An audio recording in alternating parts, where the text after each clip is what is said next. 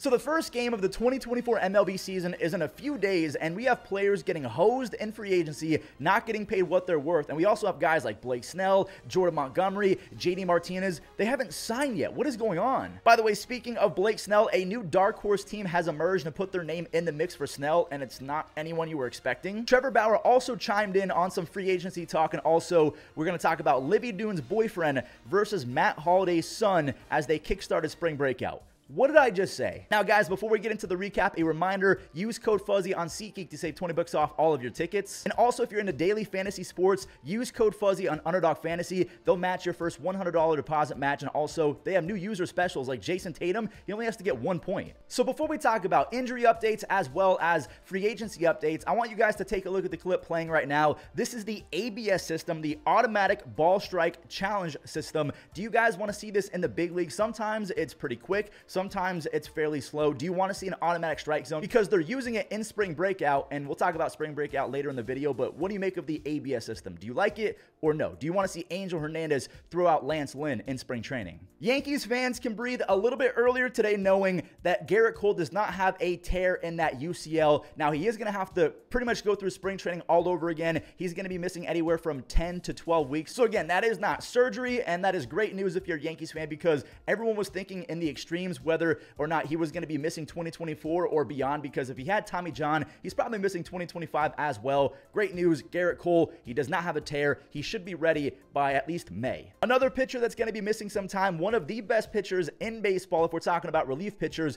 Devin Williams. I guess he had a flare-up on his back when he was playing catch and after he did a workout, and the report is he has stress fractures, multiple stress fractures in his back, and he's expected to miss anywhere from 3 to 4 months, and that really sucks. Apparently, he pitched through some soreness in September, and it returned in early spring. That really stinks. Oh, great. Even more pitcher injuries, and these ones are pretty serious. Daniel Espino, who a lot of people consider to be the next Jacob deGrom, he's now missing 2024 after missing 2023 with the shoulder injury. He's having another shoulder injury, and then also staying with the Guardians and pitcher injuries. Trevor Stephan, who was one of the best relief pitchers in 2022, he was decent in 2023. He's undergoing Tommy John. Pitchers are getting picked off left and right, and that's why the Astros have now entered conversations to try and acquire Blake Snell, because one of the guys in their rotation, Jose Urquidy, he's being evaluated right now for an elbow injury. I don't know if it's an elbow injury that is going to require surgery. Right now, they're doing imaging, so it's either going to be a Garrett Cole situation where he has to take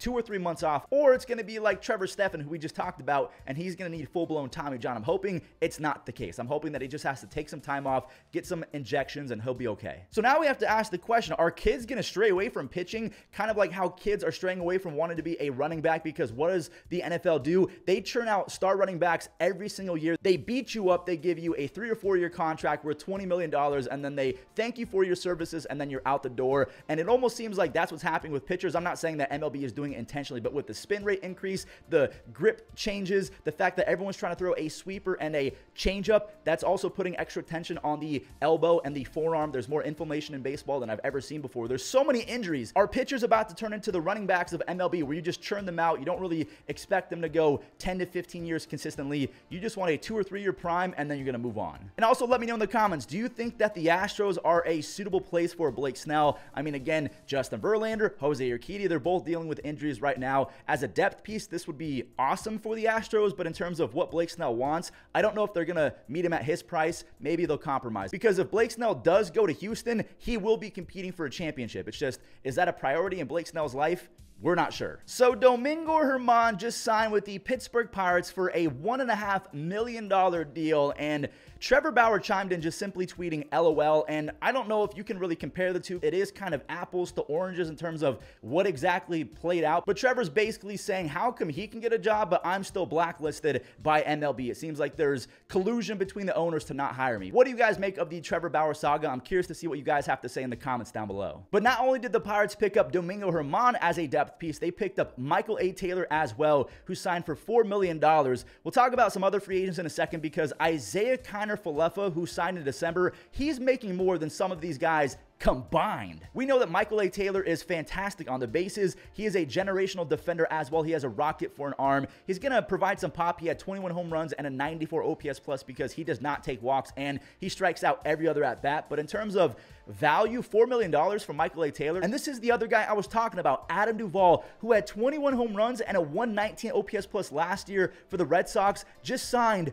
for $3 million with the Braves. So probably he's about to donate 1% of that to the Braves Foundation as well. So when you combine Michael A. Taylor's $4 million and Adam Duvall's $3 million, IKF's $15 million contract over 2 years, he's making $7.5 per. He's making more than Duvall and Taylor combined. What is going on in free agency? I mean, last year, despite the fact that he only played 92 games, Adam Duvall had 24 doubles and 21 home runs. That's very impressive. So yes, it does blow my mind that IKF is making more than both Duvall and Michael A. Taylor. Make it make sense. Also, I think it's kind of ironic that the GM of the Braves, Alex Anthopoulos, whatever his last name is, said that he was not going to platoon Jared Kelenic. He signs Adam Duvall because Jared Kelenic welcomed Braves fans to his 3 for 34 spring. He is currently hitting .088.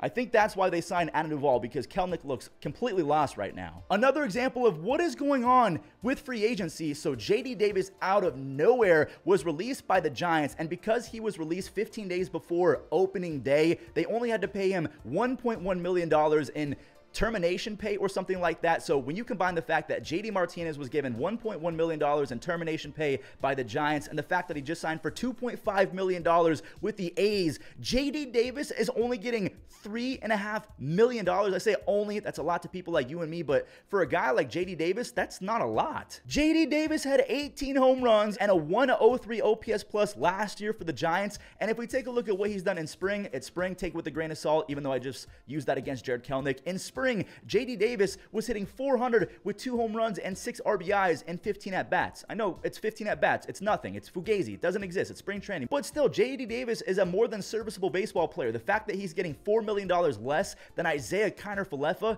what is going on with free agency? I'm just really confused with this year's offseason, but let's move on to a few more fun things. We have Wyatt Langford of the Rangers. If you guys have not picked this guy up in fantasy, please make sure you do that ASAP because he's already up to 5 home runs, 14 RBIs, and a handful of bats in spring training. This guy has been raking. Before we talk about Paul Skeens, a flamethrower, I want to talk about another flamethrower, Tigers prospect Jackson Jobe, one of my favorite names in baseball. This dude is chucking 101, 102, 103 with ease. He's only had 1 inning so far in spring, but he struck out 2. He's got a devastating slider. We talked about Libby Dunn's boyfriend in the intro, as well as Matt Holliday's son. So we have Paul Skeens facing off against Jackson Holliday, and Paul Skeens won this matchup. So he struck out 2 in 1 inning. By the way, this spring breakout is pretty cool, but it's kind of hard to follow. Does anyone else agree? Another young pitcher that showed off his stuff in spring breakout, Cardinals prospect Tink Hence, that is a real name. He went 2 innings, only allowed 1 base hit, struck out 3 hitters. He's got a nice sinker. He's got some good off-speed pitches. I mean, every single strikeout that he had in that game was on a different pitch. And then also Thomas White of the Marlins, he struck out 3 as well. There are so many stud pitchers coming up, and again, we have to just pray that their arms stay intact because these kids, they're pitching earlier and earlier in club baseball, travel baseball. Maybe that's why we're seeing so many injuries, that their arm suffers so much wear and tear since they're, what, 10, 11 years old? Like, travel ball is starting way earlier than when I played. Well, everyone, that's going to do it for today's recap. Thank you all so much for watching, and a reminder, subscribe to Fuzzy Gaming because MLB The Show 24 just came out. I have a 500 pack opening coming out later today. You do not want to miss it. See you on Fuzzy Gaming. Have a great day. The 1-1, swung on, ground ball to short, diving stop, Rocchio, to his feet, throws, got him! A little reluctant. Looped right over top. No, what a play to get the out. Well timed by Francisco. Home runs with 44. The next pitch, swing and a drive, deep to right field. Going back, Haniger looking up, a leap at the wall. Ooh.